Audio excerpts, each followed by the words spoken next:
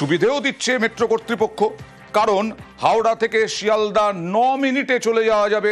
ভাবা যায়, হাওড়া থেকে শিয়ালদা 9 মিনিটে চলে যাওয়া যাবে। কতক্ষণ লাগবে? সরাসরি চলে যাব প্রতিনিধি আবিরের কাছে। আবির, কতটা সময় বাঁচবে এবং কি মনে করা হচ্ছে মেট্রো কর্তৃপক্ষের পক্ষ থেকে এবং সাধারণ মানুষ, বিশেষ করে হাওড়া থেকে একেবারে সেক্টর 5 পর্যন্ত তারা দারুণভাবে যাতায়াত করতে পারবেন? তারা কতটা আশাবাদী, মানে মানুষ, সাধারণ মানুষ?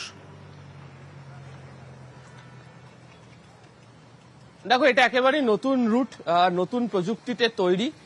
এখানে এটিও মোডেও ট্রেন চলাচল করতে পারবে, তার পরীক্ষাও হয়ে গিয়েছে।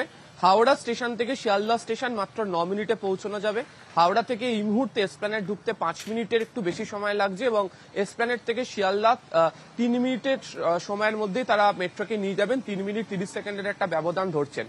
এসপ্ল্যানেড, শিয়ালদা, হাওড়া স্টেশন, এই স্টেশনগুলোর জন্য অতিরিক্ত কর্মীকে রাখা হচ্ছে, বিশেষ করে রেলরক্ষী বাহিনী থেকে শুরু করে কমার্শিয়াল বিভাগের কর্মীরা। এছাড়া এটিভিএম এর সংখ্যা বাড়ানো হচ্ছে, স্ক্যান করে টিকিট কাটার ব্যবস্থা করা হচ্ছে, একাধিক স্মার্ট গেট থাকছে, যাবতীয় ব্যবস্থা তারা করে রাখছেন। এছাড়া হাওড়া ময়দান থেকে সেক্টর 5 এখনো পর্যন্ত 30 মিনিটের সময়ের ব্যবধানে পৌঁছে যাওয়া যাবে। ফলে সব মিলিয়ে একেবারে দ্রুত গতির ট্রেন যাত্রা হচ্ছে ইস্ট ওয়েস্টে এবং সেটাই হচ্ছে এর ক্ষেত্রে মস্ত বড় সুবিধা। একদম।